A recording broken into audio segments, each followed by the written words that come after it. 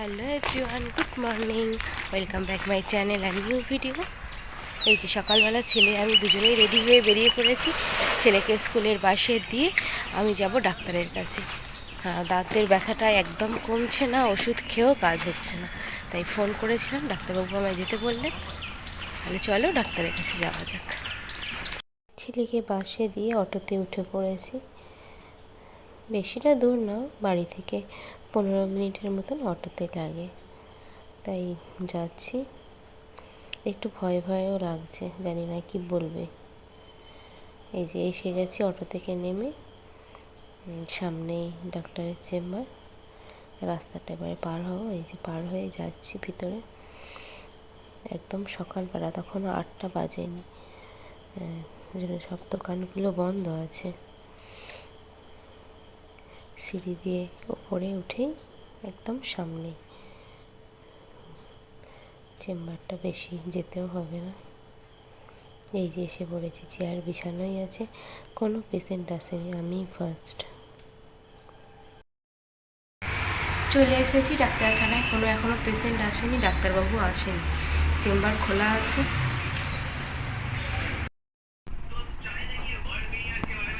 আমার ডাক্তাররা কমপ্লিট, কথা বলতে পারছি না, ডাক্তারবাবু কিছু বলবেন। আমি তো ডাক্তারবাবুর কাছে এসেছি, ওনাকে দেখালাম, এবার উনি ওই সম্বন্ধে কিছু বলবেন, আপনারা একটু। তো আমার সামনে বসে আছে যে তুলিকা মণ্ডল, ওনার আমি একটা দাঁত এক্সট্রাকশন করলাম। দাঁতটা ইতিপূর্বে আরসিটি করা হয়েছিল, আরসিটি ক্রাউন করা হয়েছিল। এটা হচ্ছে ক্রাউন। ক্রাউনটা যেহেতু এর সিরামিকটা চটে গেছে তোলার সময়, মূল হয়েছে কি দাঁতের এই রুটে একটা ইনফেকশান হয়েছিল, অর্থাৎ গোড়া একটা সিস্ট হয়েছিল, এখানে পুঁজ জমছিল। রুট ক্যানেল করার প্রায় 3-4 বছর পরেও, তো ফলে দাঁতটা তুলতে বাধ্য হলাম। এবং পরবর্তীতে এখানে একটা ফিক্সড দাঁত করে দেবে, ক্রাউন ব্রিজ। তো আমার চেম্বারটা হচ্ছে, আমার নাম ডাক্তার শেখ বাসির আলী। আমার চেম্বার চড়িয়াল ফ্যান্সি মার্কেট, আপনার এমজি রোড, চড়িয়াল বাজার। ডাক্তারবাবু তো বলেই দিলেন, আপনারা যারা কাছাকাছি এখানে থাকেন এখানে আসতে পারেন, ভীষণ ভালো ট্রিটমেন্ট করে। আর ডাক্তারবাবুকে তো আপনারা দেখলেন কতটা কি, সেটা আমাকে আর বলতে হবে না। আমি বেশি কথা বলতে পারছি না, এখানেই এখন রাখছি। চেম্বারটা একটু দেখিয়ে দিলাম, ভীষণ পরিষ্কার পরিচ্ছন্ন। এবার ডাক্তারের চেম্বার থেকে নিচে নেমে ওখানে একটু গাছপালা দেখে আবার ছবি তুলছিলাম। তোমরা তো দেখেইছো, একটু গাছপালা দেখলে ছবি তুলতে আমার ভালো লাগে। তারপরে এই অটোতে উঠে বাড়ি ফিরছি। এই ফার্স্ট টাইম যেটা আমি নিজে একা একা ডাক্তার দেখাতে গেলাম। এতদিন পর্যন্ত আমি কোনো দিনই একাই ডাক্তার দেখাতে যাইনি, সাথে যে কেউ না যে কেউ থাকে। কিন্তু এতটাই দাঁতের ব্যথা বেড়ে গিয়েছিল, সহ্য না করতে পারার জন্য একাই চলে গেলাম, এবং শেষ রক্ষাও হলো না, সেই দাঁত তুলতেই হলো। এবারে বাড়ি ফিরছি, মানে খুব কষ্ট হচ্ছে, কথা বলছি এখন, যে ভয়েসটা দিচ্ছি বুঝতেই পারছো, জোরে কথা বলতে পারছি না, আস্তেই বলতে হচ্ছে। বাড়ি তো ফিরছি, দেখতেই পাচ্ছ। বাজারের ওপর দিয়েই আসছিলাম, একটু মনে হলো বাজার করেই নেমে, কিন্তু শরীরটা আর দিচ্ছিল না। এই যে বাড়ির রাস্তায় এসে গেছি, এটা তো তোমাদের চেনা পরিচিত একটা রাস্তা। এই যে রাস্তাটা আমি প্রত্যেক দিনই আমার ভিডিওতে দেখাই। বাড়ির কাছে এসে গেছি, আর কি বলবো, খুব কষ্ট হচ্ছে, তাই ভিডিওটা বেশি বড় করতে পারলাম না, ছোট করেই করলাম, সেটাই তোমাদের সাথে একটু শেয়ার করে দিলাম। এই দেখো, আমার বাবু একা একাই স্কুল থেকে এসে গেছে। দাঁতের ব্যথার জন্য আমি যেতে পারিনি, ও বাস থেকে নামিয়ে দিতে একাই বাড়ি চলে এসেছে। আন্টি বললো মা আসতে পারবে না, গেটটা দিয়ে দাও।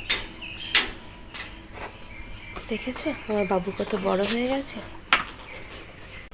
দেখতেই তো পেলে। সকাল থেকে ভিডিও তো আর করতে পারিনি, ডক্টরের সেখান থেকে আসার পরে। আর এই প্রথম ছেলে একা একা বাস থেকে নেমে বাড়ি এলো, যেটা এত বছর কোনোদিনই আমি হতে দিইনি। আজকে একদমই পাচ্ছিলাম না যেতে, তাই পাশে দিদিটাকে ফোন করে দিয়ে বললো ওকে বাস থেকে নামিয়ে, বললো মায়ের শরীর খারাপ, যেন বাড়ি চলে আসে। সেই মতন ও বাড়ি চলেও এলো।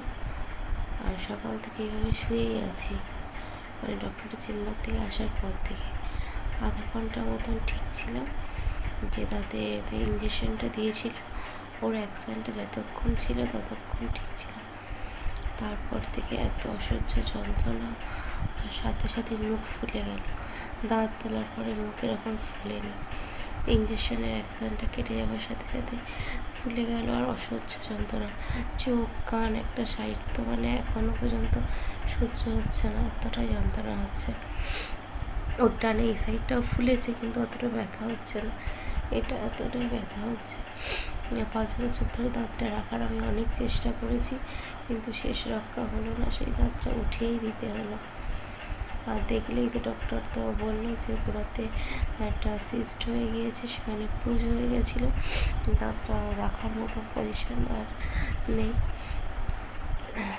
কিন্তু দাঁতটা তোলার পরে যে এতটা কষ্ট হবে সেটা বুঝে উঠতে পারিনি, মানে এতটাই কষ্ট হচ্ছে তোমাদেরকে কি বলবো।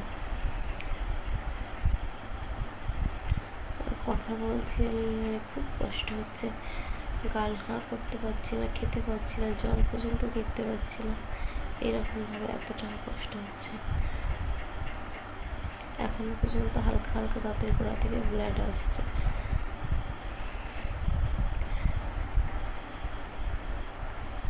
সকাল থেকে তো এইভাবে শুয়ে আছি, মানে কোমর পর্যন্ত ব্যথা করে যাচ্ছে এতক্ষণ শুয়ে থাকার জন্য, কিন্তু কী করবো বলো, মাথা তো তুলতেই পারছি না, উঠলে মাথা ঘুরে যাচ্ছে। তাহলে ভিডিওটা আর বেশি বড় করব না, এখানেই শেষ করছি। আর দাঁত সম্বন্ধে মানে দাঁত ভালো রাখার জন্য ডক্টর যা যা টিপস দিয়েছেন আমি সেগুলো তোমাদের সাথে অন্য একটা ভিডিওতে শেয়ার করব। তাহলে আজ রাখি, সবাই ভালো থেকো, সুস্থ থেকো।